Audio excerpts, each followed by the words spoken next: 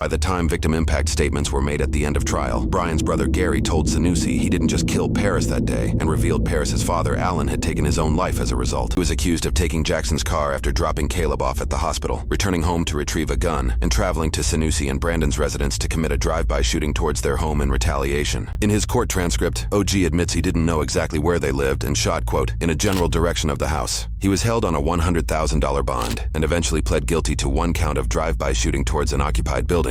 He was sentenced to 5 years in prison with 242 days of jail credit. He will likely spend just under 3 years in jail and be released in April of 2027 at 21 years old. He also owes over $2,300 in court fines, fees, and restitution. The second and third individuals to face charges are Sanusi and Brandon, who both faced one count of aiding and abetting second-degree murder via drive-by shooting, one count of aiding and abetting second-degree assault with a dangerous weapon and causing substantial bodily harm, and one count of drive-by shooting towards a person. Regarding this incident, both were found guilty on all charges in separate jury trials. Sanusi's court hearings opened with Paris's father, Brian, detailing Paris's life and just how much the boy meant to him. This video slideshow was played in court to honor the life of Paris. By the time victim impact statements were made at the end of trial, Brian's brother Gary told Sanusi he didn't just kill Paris that day and revealed Paris's father, Alan, had taken his own life as a result. In combination with his sex crime case, Sanusi was sentenced a total of 34 years and 5 months, plus 5 years of conditional release. Minnesota's 2/3 rule on probation allows supervised release in just under 23 years, or around August 2047, when he will be 45 years old. He will be fully released from probation around February 2064, at 62 years old. He also owes $7,740 between court fines, fees, and restitution. Brandon was sentenced a total of 40 years in prison with 258 days of jail credit, meaning he could be on probation in 26 years, or about August 2050, when he will be 52 years old. He will be fully released from probation around August 2063, when he will be 65 years old. His longer sentence likely has to do with a prior felony conviction, labeling him as a repeat felon. He also owes $240 between court fines, fees, and restitution. Both later attempted to appeal their cases, and both were subsequently denied, solidifying their sentences.